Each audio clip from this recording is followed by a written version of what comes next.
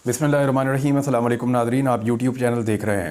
पाकिस्तान तहरीक-ए-इंसाफ में एक इशू बहुत ज़्यादा उठा हुआ है और वो ये है कि फ़ोकल पर्सन कौन है इमरान ख़ान का। हालांकि मेरे ख्याल में कोई बहुत बड़ी बात नहीं है। पहले भी जो लोग हैं वो इमरान ख़ान की पार्टी में से थे, अब भी जो लोग हैं वो इमरान ख़ान की पार्टी में से हैं। और हो सकता है कि इमरान ख़ान साहब ने कुछ लोगों पर एतमाद किया हो और कुछ पे ना किया हो, लेकिन ये सारी चीज़ें क्या इतनी बड़ी हैं कि ये एक बड़ी पॉलिटिकल पार्टी की सबसे बड़ी डिबेट के अंदर कन्वर्ट हो गई। ख़बर पहले आप देख लें, फिर मैं आपको बताता हूँ कि ये क्यों हो रहा है। बैरिस्टर गौहर ने समाजी राब्ते की वेबसाइट ट्विटर के ऊपर एक बयान जारी किया। उसमें बताया कि इमरान ख़ान ने उन्हें और शिबली फराज को नया फोकल पर्सन तैनात किया है। इसके अलावा उमर अयूब, इंतज़ार हुसैन पंजूथा और सेनेटर अली ज़फ़र को भी नए फोकल पर्सनस के तौर पर तैनात किया गया है। अच्छा, ये जो लोग हैं ना, ये इमरान ख़ान साहब के पुराने लोग हैं।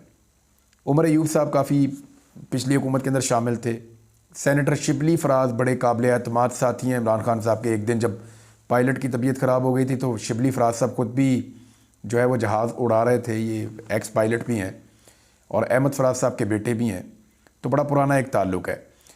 इंतज़ार हुसैन पंजूथा ये इमरान ख़ान साहब के वकील भी हैं और उनके भांजे के दोस्त भी हैं और ये भी काबिल एतमाद लोगों में से हैं। और सेनेटर अली ज़फ़र जो हैं वो वकील हैं ख़ान साहब के और आजकल बड़ी कुर्बत है उनकी भी। तो ये वो लोग हैं जिन्हें इमरान ख़ान साहब ने शामिल किया है। इससे पहले जो फोकल पर्सन थे उनमें बैरिस्टर गौहर तो शामिल थे, उनके अलावा दो और लोग थे, शेर अब्दुल मरवत और बैरिस्टर उमैर न्याजी। ये फोकल पर्सन पहले पाकिस्तान तहरीक-ए-इंसाफ के चेयरमैन के लिए थे, बानी चेयरमैन के लिए थे, और उसके बाद जो है मज़ीद नाम जो है वो अब शामिल किए गए और कुछ नामों को निकाल दिया गया। फोकल पर्सन का क्या मामला इतना ज़्यादा अहम है एक इतनी बड़ी पार्टी के लिए? क्या ये एक चीज़ इतनी ज़्यादा अहम है? तो मेरे ख़्याल में एक एंगल से आप इसको देखें तो इमरान ख़ान साहब किसको ज़्यादा ज़िम्मेदारी देना चाहते हैं और किससे ज़िम्मेदारी लेना चाहते हैं, ये उन लोगों के लिए तो बड़ा अहम है जिन लोगों के ये मामलात हैं।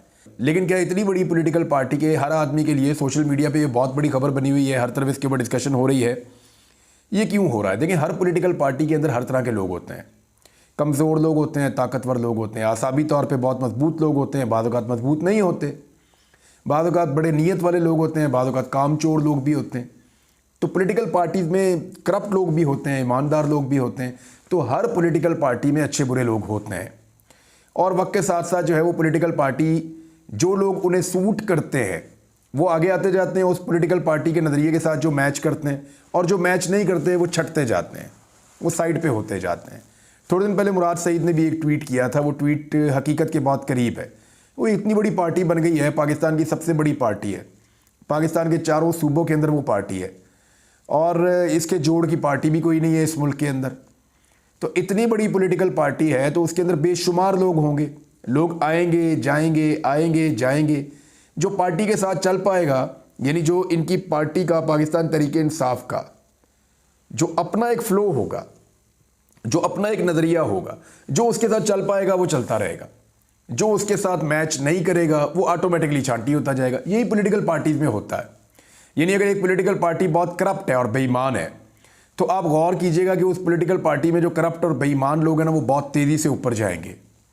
एक पॉलिटिकल पार्टी जो है वो बेईमानी उसके अंदर नहीं है, उसके अंदर खिदमत का जज्बा है, तो ऑटोमेटिकली उस पॉलिटिकल पार्टी के अंदर जो बेहतर लोग हैं वो आगे बढ़ते जाएंगे और अपनी जगह बनाते जाएंगे। अब ये हो क्यों रहा है कि छोटे छोटे इश्यूज़ के ऊपर पाकिस्तान तहरीक-ए-इंसाफ के लोग बहुत ज़्यादा डिस्कशन कर रहे हैं? देखें, इमरान ख़ान साहब अपनी पार्टी को लीड करते हैं और वो एक आदमी है जो पूरी पार्टी उसके गिर्द घूमती है और वो पार्टी की डायरेक्शन भी सेट करते हैं। उनके अलावा जितने ऐसे लोग हैं जिनके अंदर या उनकी शख्सियत के अंदर पार्टी का रंग मौजूद है, वो सारे लोग तकरीबन आपको मंजर से गायब नज़र आ रहे हैं।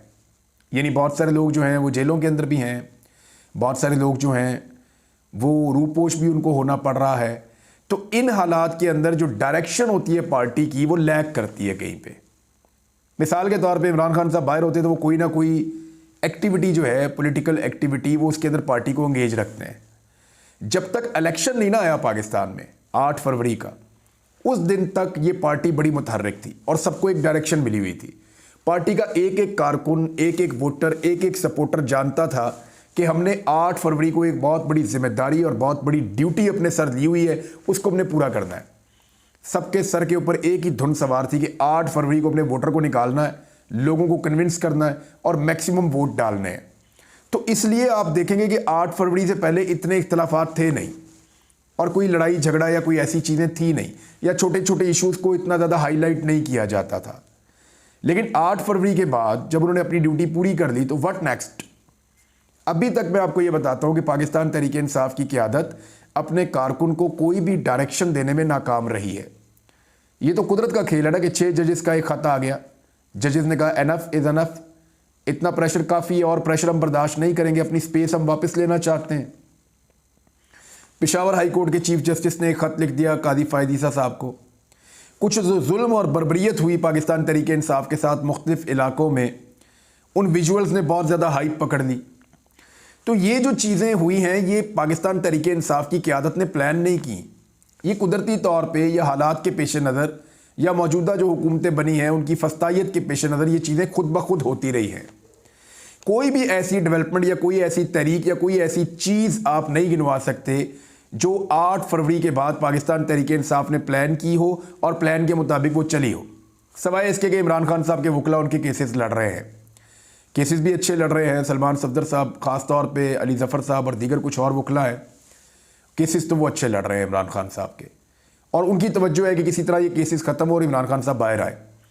लेकिन क्या इमरान खान साहब के जो केसेस हैं वो सिर्फ कानूनी नौइयत के हैं? तो देखिए वो सियासी नौइयत के हैं। जब तक सियासी फ्रंट के ऊपर पाकिस्तान तहरीक इंसाफ एक्टिवली पार्टिसिपेट नहीं करेगी, अपने आप को नहीं मनवाएगी, तब तक इमरान खान साहब की रिहाई के लिए जो एक थोड़ा सा कुशन या आप कहें सपोर्ट पॉलिटिकल साइड से चाहिए वो तब तक नहीं मिलेगी। और जब पॉलिटिकल साइड की सपोर्ट शामिल हो जाएगी तो वकला के लिए काम उतना मुश्किल नहीं रहेगा जितना पहले मुश्किल था। चीज़ें कुदरती तौर पे होकर पाकिस्तान तहरीक इंसाफ को सूट ज़रूर कर रही हैं, लेकिन पाकिस्तान तहरीक इंसाफ खुद से कोई प्लान करके कोई एक एक्टिविटी करने में या वर्कर को डायरेक्शन देने में अभी तक नाकाम रही है। उसके ऊपर काम ये कर रहे हैं, और जो काम कर रहे हैं कुछ चीज़ें मैं आपके साथ शेयर कर देता हूँ। और ये काम भी तब शुरू हुआ जब इमरान खान साहब के साथ मुलाकातें थोड़ी सी बेहतर हुई हैं। तो वो जो डायरेक्शन दे रहे हैं जेल से बैठकर, उस डायरेक्शन की बुनियाद के ऊपर अब चीज़ें आगे बढ़ रही हैं। मिसाल के तौर पे बैरिस्टर गौर ने जो तरीक़ाकार वज़ा किया है वो इमरान खान साहब के दिमाग की पैदावार है कि एहतजाज किया जाए और उन पॉलिटिकल पार्टीज़ को 3 को तो बाहर रखें जिन्होंने हमारा मैंडेट चोरी किया है। यानी हमारा मैंडेट जो है वो तकसीम हुआ PMLN में, MQM में और पीपल्स पार्टी में, इनको तो कर दें बाहर। बाकी पॉलिटिकल पार्टीज़ जो हैं, जैसे कि बलूचिस्तान की पॉलिटिकल पार्टीज़ हैं बहुत सारी, जैसे कि इंटीरियर सिंध की पार्टियां हैं, जैसा कि पाकिस्तान तहरीक इंसाफ खुद है, और कुछ पंजाब की पार्टियां, हो सकता है कि तहरीक लब्बैक इसके अंदर शामिल हो जाए। बहुत मुमकिन है कि जमात इस्लामी एक ताकत के साथ इसमें शामिल हो जाए। फजलुर रहमान साहब जो है वो एहतजाज करने पे तुले हुए हैं, लेकिन पाकिस्तान तहरीक इंसाफ का एक पूरा धड़ा जो है वो फजलुर रहमान साहब पे भरोसा करने के लिए तैयार नहीं है। मेरी कुछ लोगों से बातचीत हुई है, वो कह रहे हैं फजलुर रहमान साहब पे भरोसा नहीं कर सकते, लेकिन हम ये चाहेंगे कि अगर वो एहतजाज करना चाहते हैं तो वो ज़रूर करें, हम उनको मॉरल सपोर्ट देंगे कि ठीक है आप ये करें। लेकिन जिस तरह फजलुर रहमान साहब को PDM ने सरबराही दे दी थी वो यहाँ नहीं मिलेगी। ये सरबराही जो है ये अचकज़ई साहब या इस तरह के लोग जो डेमोक्रेट्स हैं, ये उस तरफ मामला जा सकता है। अब उन्होंने ये कहा कि जो हिकमत अमली बनाई है, तो इमरान खान साहब ने जो डायरेक्शन दी है पार्टी को वो ये है कि जायज़ मैंडेट जो है इस वक्त जो हुकूमत मौजूद है उसके पास नहीं है। धरने और बाइकआउट और इज्तिमाई इस्तीफ़ों का रास्ता हमने नहीं चुना। ये बैरिस्टर गौर ने कहा कि ये चीज़ें हमने नहीं करनी, ना हम इस्तीफ़े देने जा रहे हैं, ना हम धरने देने जा रहे हैं, और ना ही हम बाइकआउट करने जा रहे हैं। फिर उन्होंने कहा कि इंतखाबात में जो धांधली हुई है वो नहीं होनी चाहिए थी। अवाम किसी को वोट देते हैं और इक़्तिदार में कोई और आ जाता है, तो ये नहीं होना चाहिए। इसके खिलाफ हमारी तहरीक है और ये तहरीक हम शुरू करने जा रहे हैं। अब बड़ा सवाल ये पैदा होता है कि इमरान खान साहब की गैर मौजूदगी में इज़ इट पॉसिबल कि पाकिस्तान तहरीक इंसाफ कोई बहुत बड़ा एहतजाज कर पाए? एक बहुत बड़ा सवाल है। देखें, जब इमरान खान साहब जलसा अनाउंस करते थे ना तो खर्चा भी नहीं होता। आज इमरान खान अपनी जेल से बाहर कदम रखें तो इस मुल्क का जो सारा का सारा सियासी सिनेरियो है वो तब्दील हो जाएगा। ये मैं आपको पेशन गोई कर रहा हूँ, आप इसको करके देख लें, कोई भी तजुर्बा करके देख ले। इमरान खान साहब आज जेल से बाहर कदम रख दें और उनको आज़ादी का परवाना मिल जाए, तो जिस वक्त वो जेल से बाहर निकलेंगे इस मुल्क के सियासी डायनामिक्स पूरी तरह बदल जाएंगे। इस मुल्क की सियासत जो है वो इमरान खान साहब के एक एक स्टेटमेंट के ऊपर अंगड़ाइयाँ लेगी और वो अपना रुख बदलेगी। ये बात बिल्कुल ठीक है और ये बात सब जानते हैं। लेकिन इमरान खान साहब की गैर मौजूदगी में, या वो जब तक जेल में है या जब तक उनको नज़रबंद रखा जाएगा, क्योंकि बहुत मुमकिन है कि उनको बनी गाला शिफ्ट किया जाए और उनको नज़रबंद कर दिया जाए, तो जब तक इमरान खान साहब को अंदर रखा जाएगा उस वक्त तक क्या पाकिस्तान तहरीक इंसाफ एक बड़ा ह्यूज अवामी प्रोटेस्ट कर पाएगी खैबर पख्तूनख्वा के बाहर? देखें, कराची में लोग निकलते हैं, बार बार निकलते हैं, लाहौर में निकलते हैं, लेकिन स्कैटर्ड अलग अलग जगहों पे छोटा मोटा एहतजाज, फिर उसके ऊपर जो है वो क्रैकडाउन भी होता है। क्या ये मुमकिन है कि पाकिस्तान तहरीक इंसाफ लाहौर में, कराची में, मुल्तान में और बाकी जो शहर हैं वहाँ पे, बलूचिस्तान में, सिंध में और पंजाब के मुख्तलिफ शहरों में, इज़ इट पॉसिबल कि पाकिस्तान तहरीक इंसाफ बहुत बड़े बड़े इज्तिमा शुरू कर दे या बहुत बड़े बड़े जलसे कर पाए और वो जो मकामी क़यादत है वो इनको ऑर्गेनाइज कर पाए इमरान खान के बगैर? ये एक बहुत बड़ा टेस्ट है। देखिए, वर्कर तो पाकिस्तान तहरीक इंसाफ का बहुत बड़ी तादाद में है, वोटर भी है, सपोर्टर भी है, लेकिन क्या मौजूदा जो क़यादत है वो कोई ऐसा एक लायामल दे सकती है, ऐसी एक डायरेक्शन दे सकती है अपने कारकुन को, जिस डायरेक्शन की रोशनी में पाकिस्तान तहरीक इंसाफ का कारकुन ये समझे कि इस तहरीक का हिस्सा बनना बहुत ज़रूरी है और हम निकलेंगे तो हम फ़र्क डाल सकेंगे, तो फिर तो पाकिस्तान तहरीक इंसाफ कामयाबी की तरफ बढ़ेगी। अब होना यह है कि सबसे पहले अगर पाकिस्तान तहरीक इंसाफ कोई लायामल दे, जो ईद के बाद वो कह रहे हैं हम बहुत बड़ा एहतजाजी एक सिलसिला शुरू करने जा रहे हैं, दूसरा पब्लिक उसके ऊपर रिस्पॉन्ड करे और इमरान खान की गैर मौजूदगी में जैसे लोगों ने निकल कर वोट डाला उसी तरह इमरान खान की आज़ादी के लिए या मैंडेट की वसूली के लिए पाकिस्तान तहरीक इंसाफ का कारकुन बाहर निकले। ये तो होगी दो चीज़ें।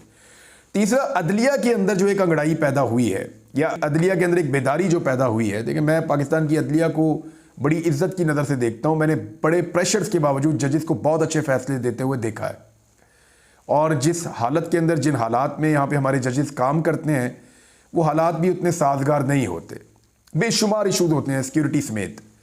तो हमारे जजेस ने बड़ा ज़बरदस्त परफॉर्म किया है बड़े बुरे हालात के अंदर भी, तो उनसे उम्मीद तो है।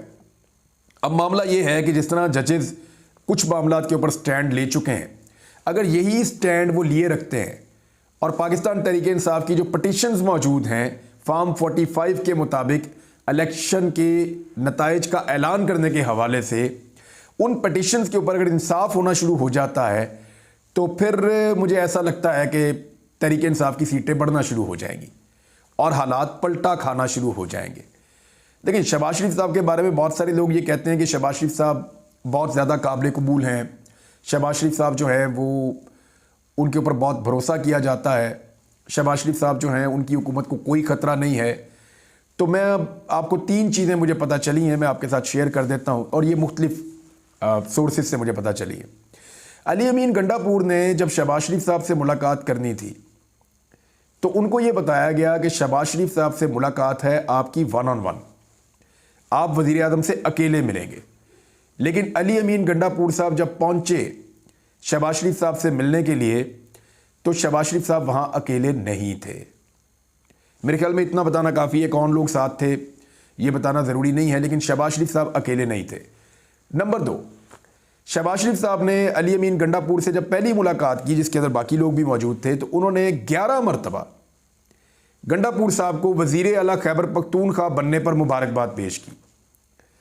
ये 11 मरतबा मुबारकबाद पेश करने का मैं सोच रहा था कि 11 मरतबा क्यों मुबारकबाद पेश की, तो फिर मैंने पूछा, अली अमीन गंडापुर से ही पूछा मैंने कहा जी आपने उनको मुबारकबाद दी जब वो आपको बार बार मुबारकबाद दे रहे थे? तो उन्होंने कहा आपको कैसे पता है कि मुझे मुबारकबाद दे रहे थे? मैंने कहा ये मुझे पता है कि वो आपको बार बार मुबारकबाद दे रहे थे 11 मरतबा। तो उन्होंने कहा गिना तो नहीं लेकिन बहुत दफ़ा मुबारकबाद दी। मैं खुद हैरान हो रहा था कि शहबाज शरीफ मुझे मुबारकबाद क्यों दे रहे हैं। तो 11 मरतबा जब शहबाज शरीफ ने अली अमीन गंडापुर को मुबारकबाद दी तो मैंने उनसे पूछा आपने क्या कहा जवाबन, उनको कोई मुबारकबाद दी आपने कि आप वज़ीर आज़म बने? उन्होंने कहा जी मैंने नहीं दी, क्योंकि मेरी नज़र में ये वज़ीर आज़म बने ही नहीं। मेरी नज़र में तो ये फॉर्म 47 वाले हैं, तो मैं तो वज़ीर आज़म मानता ही नहीं उनको। मेरी तो सिर्फ मजबूरी ये है कि इस शख्स के दस्तखत के साथ मेरे सूबे का हक मुझे मिलना है, तो इसलिए मैं उनके साथ काम करने पर मजबूर हूँ कि मैं अपने लोगों का हक नहीं छोड़ सकता। लेकिन मुझे पता है कि ये इनकी गवर्नमेंट नहीं है, मैंडेट इनके पास नहीं है पब्लिक का, तो मैंने मुबारकबाद नहीं दी।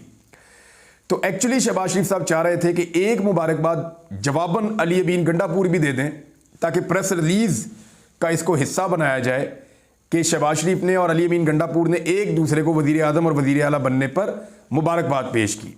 एक और चीज़ बताता हूँ, ये भी जो वहाँ पे स्टाफ मौजूद है ना फ़ोटो खींचने वाला, वहाँ से खबर है कि जब ये खड़े हुए थे ना तस्वीर खिंचवाने के लिए, तो मरीम नवाज़ के साथ अली अमीन गंडापुर की जगह रखी गई थी। बीच में शहबाज शरीफ को खड़े होना था, एक तरफ मरीम नवाज़ अकेली खड़ी थी और दूसरी तरफ उन्होंने बाकी लोगों को, दोनों वज़ीर आला को खड़ा कर दिया था। अली अमीन गंडापुर बाद में आए थे और वो जो स्टाफ है ना तस्वीर खींचने वाला, उन्होंने बताया कि वो जानबूझकर मरीम नवाज़ को अवॉइड करके दूसरी तरफ जाकर खड़े हो गए और उन्होंने कहा जी मेरी क्या ज़रूरत है इधर जाएं, तो वो जानबूझकर उन्होंने अवॉइड किया। यानी वो ये समझते हैं अली अमीन गंडापुर के इन लोगों के बीच में या इनके साथ खड़े होने का उनकी पार्टी में उनको कितना नुकसान और डैमेज हो सकता है। बहरहाल एक चीज़ आपको मैं और बता देता हूँ कि वज़ीर आज़म पाकिस्तान शहबाज शरीफ साहब जब भी कभी मीटिंग के अंदर बैठते हैं तो कोई अहम बात करने लगते हैं तो मुड़ के मोहसिन नकवी साहब की तरफ देखते हैं कि जैसे इजाज़त तलब कर रहे हों या उनकी कॉन्सेंट चाह रहे हों या उनकी मंजूरी तलब कर रहे हों। तो मोहसिन नकवी को बार बार देखते हैं शहबाज शरीफ और मीटिंग्स के अंदर ऐसा महसूस होता है कि जैसे मोहसिन नकवी जो हैं वो मीटिंग को लीड कर रहे हैं और शहबाज शरीफ सिर्फ वहाँ पे एक प्रेजेंटेशन देने के लिए बैठे हुए हैं। ये वज़ीर आज़म इतना कमज़ोर और बेइख्तियार होगा हमें आइडिया नहीं था कभी भी। जजेस को धमकी देने वाले मामले के ऊपर भी पाकिस्तान तहरीक इंसाफ ने यह मुतालबा कर दिया है कि फुल कोर्ट बना दिया जाए। ये जो खतूत मौसूल हो रहे हैं जजेस के धमकी के हवाले से, इस पर यह कहा जा रहा है कि इसके ऊपर भी फुल कोर्ट तश्कील दिया जाए और इसके ऊपर भी सुप्रीम कोर्ट ऑफ पाकिस्तान का फुल कोर्ट बनना चाहिए। जबकि पाकिस्तान तहरीक इंसाफ ने कादी फ़ाइज़ ईसा साहब से मुतालबा किया है कि वो जो जजेस वाला मामला इससे पहले सुना जा रहा है, जो 6 जजेस ने ख़त लिखा था, उस मामले से अपने आप को अलहदा कर लें और कादी फ़ाइज़ ईसा साहब उस मामले को ना सुने। एक आखिरी खबर मैं आपको दे दूं कि बुशरा बीबी के जहर के मामले के अंदर की वो जो एक खबर आई थी कि उनको जहर दिया गया, इस पर डॉक्टर आसिम ने उनको चेक किया, उनके मुआलिज हैं। उन्होंने कहा कि बुशरा बीबी को खाने में जहर देने के अभी असरात नहीं मिले। उसकी वजह यह है कि उन्होंने कुछ टेस्ट करने के लिए इजाज़त मांगी है। जब उनको टेस्ट करने की इजाज़त मिलेगी तो फिर वो कहते हैं मैं बता पाऊँगा कि प्रॉब्लम क्या था। दूसरा वो ये कह रहे हैं कि 2 महीने पहले की ये बात है, 2 महीने मुझे मौका नहीं मिला इनको चेक करने का। अगर 2 महीने पहले मुझे मौका मिलता तो मैं ज़्यादा क्लियरली बता सकता कि इनके साथ हुआ क्या है। फिर उन्होंने कहा कि उनके मैदे में अभी भी जलन है, उनकी तबीयत कुछ बेहतर है, लेकिन फूड पॉइजनिंग के कोई असरात नहीं मिले। एक और चीज़ उन्होंने कही कि इमरान खान की अहलिया की तबीयत दुरुस्त नहीं है, 100% ठीक नहीं है, उनके तफसीली टेस्ट होने चाहिए। उम्मीद है जल्द टेस्ट होने की इजाज़त मिल जाएगी। टेस्ट के बाद फाइनल होगा कि उनकी तबीयत खराबी की आखिर वजह क्या थी। अब इसके ऊपर बहुत शोर मचा मीडिया के ऊपर कि जी जहर तो दिया ही नहीं गया, ये क्यों बातें की जा रही हैं। तो देखें, ये डॉक्टर आसिम है, डॉक्टर अदनान नहीं है। अगर कुछ सीखना है तो डॉक्टर अदनान से सीखा जाए कि कैसे प्लेटलेट्स नीचे करते हैं, कैसे एक सेहतमंद आदमी को बीमार दिखाते हैं, कैसे एक आदमी जो है उसके अंदर बीमारियों का इतना ज़्यादा एक हजूम तारी कर देते हैं, उस आदमी के अंदर हर तरह की बीमारी दाखिल कर देते हैं और फिर उसको बीमार साबित करके इस मुल्क से बाहर ले जाते हैं। तो ये तो डॉक्टर अदनान ही कर सकते हैं, डॉक्टर आसिम ये नहीं कर सकते। और दूसरी बात ये है कि 2 महीने पहले वाली बात है ये। 2 महीने के बाद कौन सा टेस्ट और कौन सी चीज़ जो है वो साबित करेगी कि इस शख्स के अंदर पॉइजनिंग के असरात हैं या नहीं है। अल्लाह करे ऐसा ना हुआ हो, ये उनका वहम हो, लेकिन उन्होंने ये कहा है तो इस बात को फेंका नहीं जा सकता, टेस्ट होने चाहिए। अब तक के लिए इतना ही। अपना ख्याल रखिएगा, अपने इस चैनल का भी। अल्लाह हाफ़िज़।